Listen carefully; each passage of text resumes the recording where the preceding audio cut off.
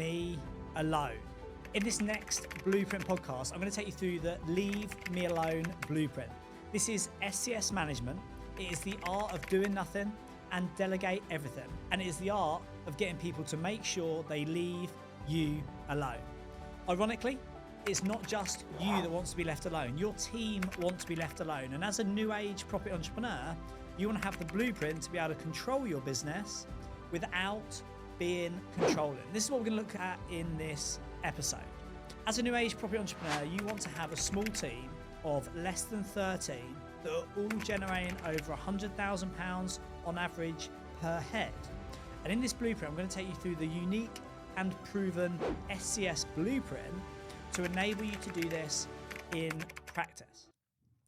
If you don't have a solid management structure, framework, system that enables you to operate your team and your businesses, you will constantly be running around, chasing your team members, looking over their shoulder, interfering with their work, and they will constantly feel interfered with, interrupted, anxious, and not know what they're supposed to do at any given time.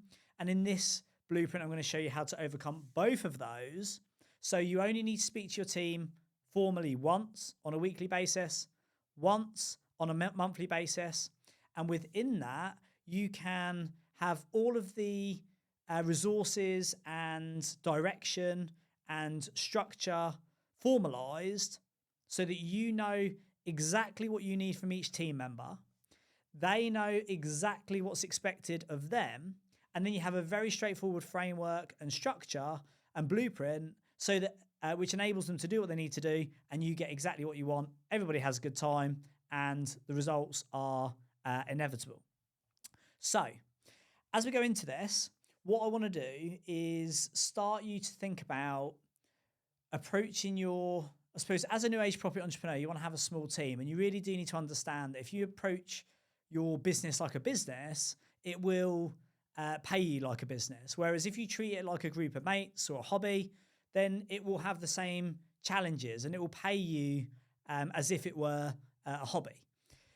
The SCS management blueprint is the step change between the two, because although you might only have a small team, you need to have the same benefits, leverage, and blueprints of a larger organization. I use this blueprint. I've used this blueprint in the businesses or the lines of reporting where I only have one team member.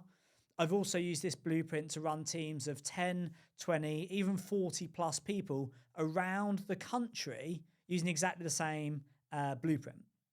So this is the SCS management blueprint. This is the only management structure you need to get high performance from your team and control your organization without being controlling.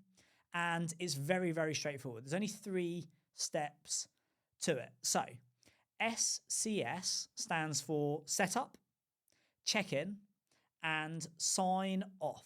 They are the 3 steps to SCS management. When we're looking at the frequency of using this, it depends who you're working with. So if it's a brand new person, you might use SCS management on a daily or even hourly basis. If it's a project manager or a senior team member, it may be something you use on a weekly or a monthly basis. What we're going to do is have 3 touch points at a set frequency, which could be daily, weekly, or in some cases, it may even be like the companies where I sit on a board for. So a new team member, you would do this probably on a daily basis, SCS. With your senior team or your direct reporting team, it would probably be used on a weekly basis. And then if you're a non-exec or a chairman, you would probably use this with the support of your EA on a monthly basis. So the 3 touch points, the 3 steps is setup, check-in, and sign off. On a daily basis, the setup would be at, say, 9 a.m., 8:45, whatever time you start the day. Check-in would probably be before or after lunch, and then sign off would be at the end of the day. If you're doing it weekly, you'll probably have a weekly setup, which you may do over the phone or over Zoom or in person in the office with your team once a week, face-to-face. Check-in might be done remotely. It might be done via WhatsApp. It might be done via a shared system like Asana, or a Google document or WhatsApp messages or a Zoom call, meeting in person, again, depending who they are and what the frequency is.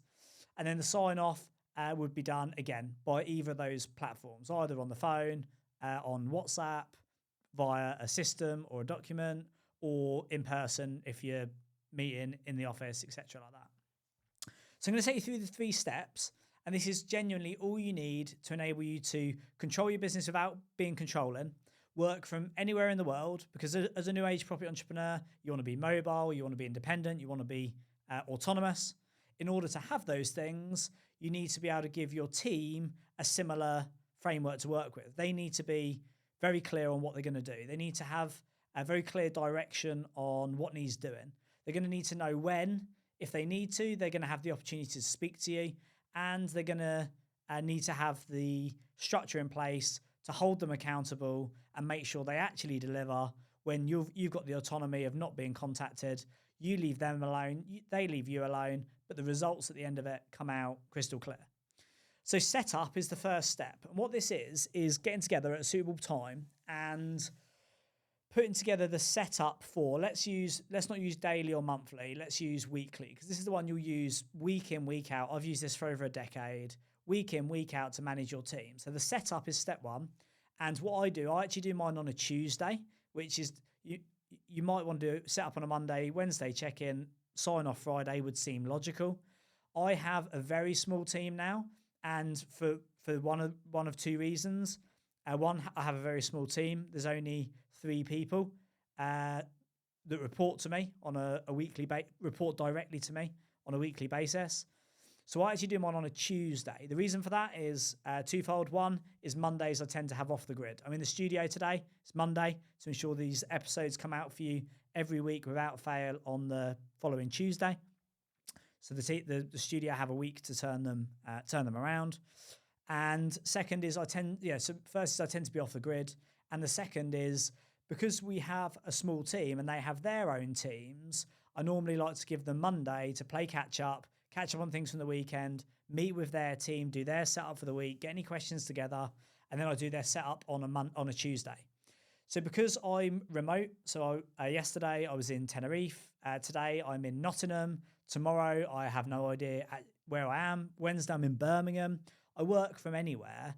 I do my weekly meetings on Zoom. So I do the setup meetings on Zoom. They take between 30 and 90 minutes, depending who they are. And that's the setup meeting on a Tuesday to discuss what the plan is for this week. So that's the week then set out. And what we do is we talk about all the different things going on in the business. So if it's, for example, a portfolio building company or a property development company, you would probably have your agenda organized by site. So you go through this site 1, site 2, site 3. You then might go through some day-to-day stuff and then perhaps some PDP, professional development plan, things like that at the end, potentially. You would have a set agenda. For other businesses, it might be by department or project. So it might be by MSOF, marketing, sales, operations, and finance. If it's with your senior team or someone who's your senior team or your managers, or it might be, for example, by project. So you might have sales campaign for a business. You go through the project that you're running for your annual event. It might then be repeat work that's done generally day to day on a monthly basis, and then it might be quick fire questions, general to-do list at the end. What you do is you have your setup and you work through the agenda. And what's really important here is that you explore every point and you write down everything that's agreed. So, right, I've agreed this. This is the task that needs to be done, whatever it is. Liaise with design team to launch sales page. Then bullet points underneath what needs to be included. Discount codes, design, 100% money back guarantee, etc., etc., etc. And then deadline. What is the deadline for the design team to work to? What's the deadline for the web team to work to? And what's the deadline for us to have this complete? And what you'll get, so you write it all down, and what you'll get is a clear list of expectations. And this is one of the top tips at the end. You get a clear list of expectations that your team need to follow. And then what we do is we record that, and it needs to be shared and submitted. So you could do it on an email. You record it on an email, send it, say, right, Thank you for your time. This is the meeting. This is good meeting practice anyway, taking minutes. This is what we discussed. This is what we've agreed. Here it is in writing. If there's anything that's missing or misunderstood or misinterpreted, please let me know by return now. If not, I will see you. I'll speak to you on Wednesday for your check-in. Or it depends how you facilitate this. But Tuesday would then be my setup. Because I've got a senior team, I tend not to have a formal check-in midweek. These are people who are basically running the company for me. The check-in is if they have any issues or questions between Tuesday and Friday, well, in fact, Tuesday and the following Tuesday for me, they would come to me. But the basis of that is that they're very few and far between. It would be very rare to get a message every day. It's like very, very low frequency of communication. And then the sign off, so the check-in would be in the middle, and then the sign off would be at the end. So let's flip it back to your team and say, right, you're going to do yours on a Monday, set up, you record it, it's all written down, and you sign it off. I used to do this on Google Calendars. So I would have a Google Calendar note, they would be added to it, record it, end of the meeting, press save, it would send it to both parties, date stamped, recorded, that's what's been agreed.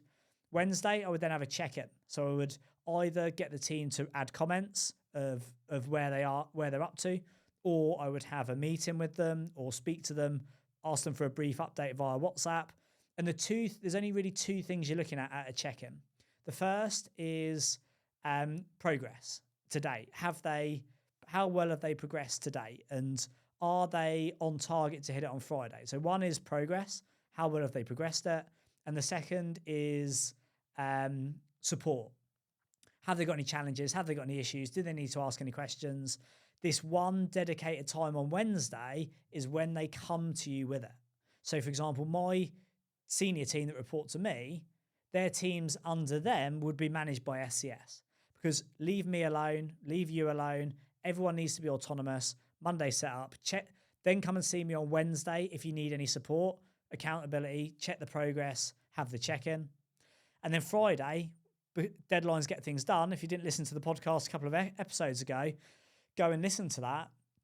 Deadlines get things done. And if they know the deadline is going to be on Friday, then they will be sitting there in the meeting with you, reviewing all of the things that have been agreed for the week, all of the deadlines that were detailed, and then saying, one, I've got it done, and you can congratulate them, or two, unfortunately, I didn't get it done, and then you can have a conversation to explore why that is, etc., etc.